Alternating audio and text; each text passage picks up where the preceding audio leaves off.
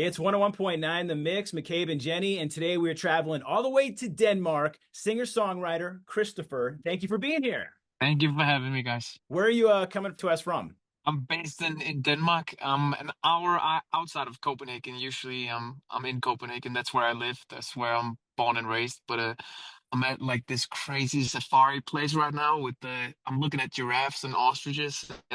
Oh, that's Can you incredible. see? I think if I turn the camera around, you can see an ostrich here. Okay. Let me see, like this. Oh my You see goodness. this boy right Oh here? yeah. Yeah, That yeah. is That's my view. So, much yeah. better view than us. But Christopher, your musical journey start. Well, it started in 2011 when I was signed. I was 17 and walked into, at the time it was called EMI. Today it's called Warner Music.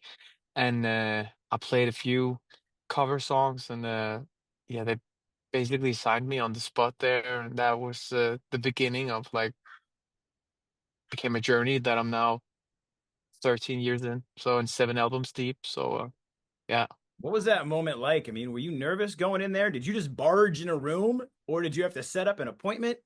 I kind of just forced my way in there. One of my dad's friends knew someone who worked there, and I was just bursting in there in a lunch break. Obviously, super nervous. Realized in the middle of the first song that I forgot to tune my guitar, so it sounded so bad. And I slowly just realized I can't turn around now. There's nothing to do. I just got to get it over with. And honestly, I thought I blew it, but yeah, I think they didn't sign me on my guitar playing. And I saw when you started out, you covered a lot of other artists. Who have been some of your biggest influences and artists that you've enjoyed covering? I mean, I've been listening a lot to guys like John Mayer, Jason Mraz, James Morrison, Ed Sheeran, like the singer-songwriter types. Obviously, guys like Michael Jackson, Justin Timberlake later became like a big influence. Um, and then when I really got into it, Bruno Mars was one of my big heroes. Well, I mean, again, you said it, album number 7 for you, Fool's Gold, which is out now. What is kind of like the inspiration behind this album? This album came to life after I released my first movie where I played the lead character. It's a movie on Netflix called A Beautiful Life, and I also wrote the soundtrack. But I play this fictional character. His name is Elliot Winter, and he gets like this opportunity of a lifetime when he meets this music manager type woman. And yeah, you should watch the movie. But this movie just changed my life, sent me on a world tour, and that just coincided with me becoming a father for the second time. So I left my two very young daughters at home while I went on a world tour that lasted almost 8 months, running for gold. What I thought was gold, fool's gold. Turns out that yeah, not everything that shines and glitters is actually real gold. And I kind of realized pretty early into the tour that damn, I kind of regret saying yes to everything.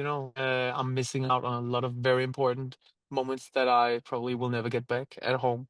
So yeah, that was learning by doing, and that's what I wrote all these songs. Basically, that's what they're about: the ups and the downs and the euphoric moments, the realizing and reliving your dream, and at the same time it feeling sort of anticlimactic or like not how you thought it would feel like, if you know what I mean.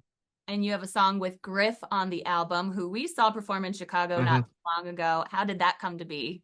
Oh, I met Griff in New York. We had a show in the city at the same time, and I heard her. She was the support act for Coldplay when she played the National Stadium in Denmark, and I was like, "That's the voice I need." She has this most, yeah, magical, dreamy, floaty, vocal.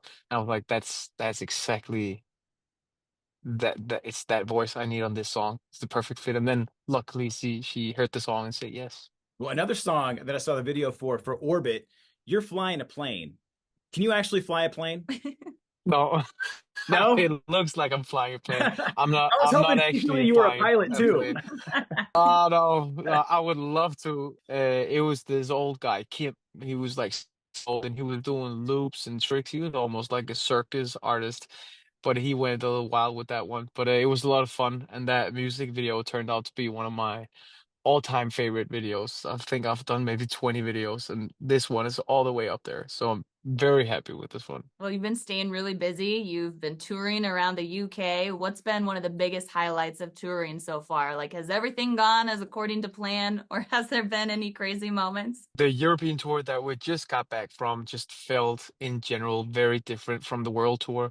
I took a long break, 5 months off after the world tour, and that really just recharged me. Yeah, just I just came back with new energy, and I really felt like doing some things very different. So I was very disciplined, very structured, and that really paid off. I must say that was the best thing. And we had some highlights in Germany, and we played Paris, Milan, Barcelona, just to mention one of the few that really stood out to me. Christopher, staying busy. I mean, going back to A Beautiful Life, which is on Netflix, how do you balance writing a soundtrack and actually being in the film? I mean, I wrote the soundtrack like as a parallel thing with the script. They very cleverly just kind of put some of the lyrics that I wrote into the script and made it like small punchlines in the movie and dialogue and stuff. So I wrote the whole thing before I was actually really going into the acting. And since it was my first time acting, like real dramatic acting, I uh I kind of knew going into it I was not going to deliver a perfect performance. I was going to give it my absolute best, but I knew kind of there was going to be days where I felt like, well, I kind of blew it today. Sorry, guys. That's just how it was supposed to be. And I had a few of those moments, and then I had a few moments where I felt like now I'm getting the gist of it, and if I'm really proud of this movie, but man, I was on thin ice, and I many times during this process looked myself in the mirror and I was like, why do you have to push it always? Why did you say yes to this? And I regret it, but now I'm at a point where I'm like super proud of it and super happy that I did it. Do you have any plans to come to Chicago soon to perform? Oh yes, we were there as a part of the world tour. We did a full US leg of the tour, and we're definitely coming back next year.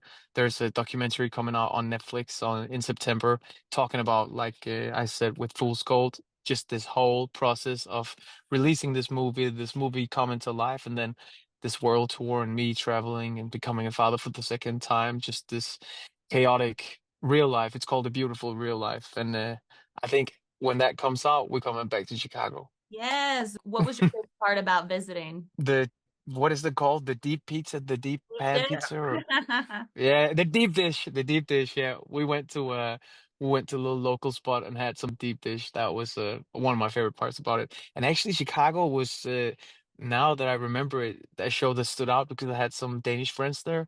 We went out to this little cool jazz blues bar and yeah, saw some live music. Uh, yeah, just had a really good time. Well, you've experienced our local spots. What in your hometown? Like, what's the venue we have to go to? What's a restaurant we have to go to? And what's like the must-see spot? There's a lot of good spots in Copenhagen. I must say we are probably one of the countries in the world with most Michelin stars per capita. I think we have three just in Copenhagen, three-star Michelin restaurants. And one of my favorite ones is when I visited, they only had two, but it's called Joanna, like down to earth. And it's just amazing. It doesn't look like much when you walk into it, but the food, everything is just like taking a bite of heaven. A little bit pricey though, but if you're in Copenhagen anyway and you come from Chicago, you might as well. And the second thing is like the oldest amusement park in the world. Tivoli is in the heart of Copenhagen. Super vibey, and they have live music every Friday. Some of the biggest Danish artists will be there, and yeah, it's just always like such a vibe. And I think as the third one, you have to go to Nyhavn. This is one of the biggest tourist attractions in all of Copenhagen, where you have the colored facades and you have the channels running all the way through the center of Copenhagen. And there's a reason why it's one of the biggest highlights. It's as a tourist, you have to see that. It's just For really sure. cool. Well, Christopher, before we let you go, real quick, we play your song "Losing You" on the mix. What was the meaning behind that song? Well, Losing You was a song I wrote as a tribute to my wife. And basically, she made it all possible. You know, without her, I could not ever have done this movie, not this world tour. And she was doing a lot of heavy lifting at home. So I felt like it was pretty appropriate to write her this song. And I remember playing it to her, and she was like, thank you, honey. That's well deserved, isn't it? I was like, you bet.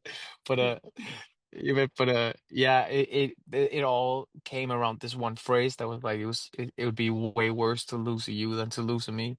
And that's honestly how I felt at the time. Like I don't know what I would do without this woman. So when I brought this into the studio, we wrote it in Nashville. We wrote it in 20 something minutes, and it was like a race against time. But when it was done, it was one of those songs where it was like, yep, I'm gonna play this live, and this is now my favorite song on the album. So very happy about this one too. Well, Christopher, we thank you for taking the time to talk with us today. We know you're busy as well. Actually, you got those animals you're hanging out with right now.